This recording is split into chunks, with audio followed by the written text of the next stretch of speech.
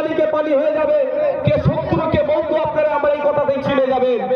একটা এগ্রিমেন্ট হবে, আইএসএফ এর প্রতিষ্ঠাতা পীরজাদা আব্বাস সিদ্দিকী ভাইজান সই করবে, অপরদিকে এগ্রিমেন্টে তৃণমূলের প্রতিষ্ঠাতা মাননীয় মমতা ব্যানার্জি মহাশয়া সই করবে।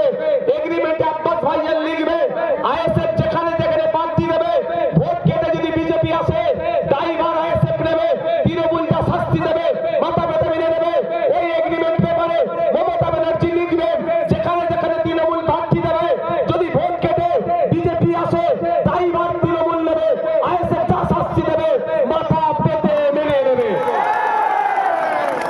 তাহলে আমি যদি বিজেপির কাছ থেকে টাকা নিয়ে বিজেপির আসার ব্যবস্থা করি তাহলে আমি কি সই করব? আমি রাজি আছি সই করানোর জন্য বড় ভাইজানকে দিয়ে, আর মমতা ব্যানার্জিকে সই করানোর জন্য নেতাদের বন্ধ রেডি করতে। দুধকে দুধ পানিকে পানি হয়ে যাবে। আমি চ্যালেঞ্জ করে যাচ্ছি, মমতা ব্যানার্জি সই করবে না। কারণ মমতা ব্যানার্জি ফ্রন্টে নিয়েছে, লড়াই করার গল্প শুনিয়েছে। মমতা ব্যানার্জির দলের চোরগুলো, চাকরি চোর, গরু চোর, কয়লা চোর, বালি চোর, মানুষের মৃত মানুষের চোর চোরগুলো, আর এখানে কারখানার শ্রমিকের শ্রম চোরগুলো, এই কারখানার মানুষের শ্রম যারা চুরি করে নিচ্ছে মমতা ব্যানার্জি দলের লোকেরা।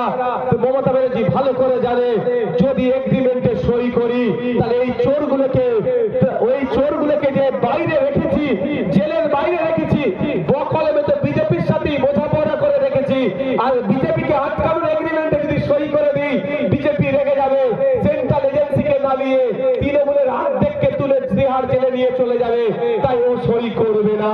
তাই আপনাদের বুঝতে হবে, বন্ধু আর শত্রু চিনতে হবে। আপনারা বন্ধু শত্রু চিনতে ভুল করেছেন বলে আজকে আপনার এই দুরবস্থায় দাঁড়িয়েছে। এমন শক্তিকে আনুন যে শক্তি ধর্ম বর্ণ জাত নয়, মানুষের জন্য কাজ করবে, শিক্ষা নিয়ে কাজ করবে, স্বাস্থ্য নিয়ে কাজ করবে, শ্রমিকের মজুরি বাড়াবে, শ্রমের মূল্যায়ন করবে, বেকারত্ব ঘুচাবে, হাতে কাজের ব্যবস্থা করবে। শিক্ষিত বেকার যুবক যুবতীরা আজকে বেকারত্বের জ্বালায় যেটা ভুগছে সেটার থেকে পরিত্রাণ পাবে। দিনের শেষে মানুষ তার নাগরিক অধিকার নিয়ে বেঁচে থাকবে, মহিলারা তার নিরাপত্তা পাবে, মহিলারা তার অধিকার ফিরে পাবে। এই একটা সরকার আপনাদেরকে আনতে হবে। এই সরকার আনবার জন্য মমতা ব্যানার্জি বিজেপি নয়, কারণ কেন্দ্রের বিজেপি সরকার ক্ষমতায় আসার পরে হিন্দু, দলিত, আদিবাসী, মুসলমান নির্বিশেষে মানুষকে শোষণ করছে। আর আমাদের রাজ্য সরকার ক্ষমতায় আসার পরে দুর্নীতিতে ভরপুর হয়ে গেছে। তাই নতুন সরকার আনতে হবে, যে সরকার মানুষের জন্য কাজ করবে, যে সরকার নাগরিকের জন্য কাজ করবে। সেই সরকারকে আপনারাই আনতে পারবেন, আপনারা ছাড়া কারো ক্ষমতা নাই নতুন সরকার আনা। আপনারা যদি চান আপনারা আনবেন। আচ্ছা, মনে হয় মমতা ব্যানার্জি সই করবে এগ্রিমেন্টে? আজকের পর থেকে তৃণমূলের কোন বন্ধু যদি বলে আইএসএফ ভোট কেটে বিজেপির সুবিধা করবে, তাকে উত্তর দেবেন, এই আপনার বাউরিয়ার নর্থ মিল ঈদ মেলা মাঠে যে ভাইজান এসে বলে গিয়েছে এগ্রিমেন্ট হবে, পীরজাদা আব্বাস ভাইজান সই করবে বিজেপিকে আটকানোর জন্য, বিজেপিকে আটকানোর জন্য নওশাদ ভাইজান সই করবে, আব্বাস ভাইজান সই করবে। আর তোমার মমতা ব্যানার্জিকে বলো বিজেপিকে আটকানোর জন্য কেমন সই করে দেখি? করবে না। কারণ আপনাকে বলছি, সকালে যদি সই করে সন্ধ্যাবেলা তার দলের লোকেরা দেখবেন তিহার জেলে লাল চা খাচ্ছে।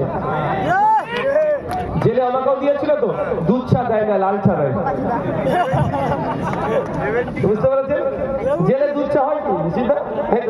খেতেছে মিছিল দাও, জেল খেটেছে আমরা একসাথে। লাল চা দেয় না, এই লাল চা দেয়, দুধ চা দেয় না।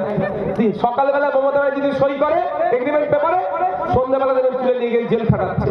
আমরা ভুলে যাচ্ছি 2021 সালে 77টা সিট কিভাবে পেয়েছে, কারা দিয়েছে বিজেপিকে 77টা সিট গিফট করেছে। আজকে যদি ভোট হয়, মমতা ব্যানার্জি যদি সিটটা গিফট করে, বিজেপি 10টার বেশি সিট পাবেন। আমি দায়িত্ব নিয়ে বলছি, এই তো জায়গায় সব বিজেপি পৌঁছে গিয়েছে।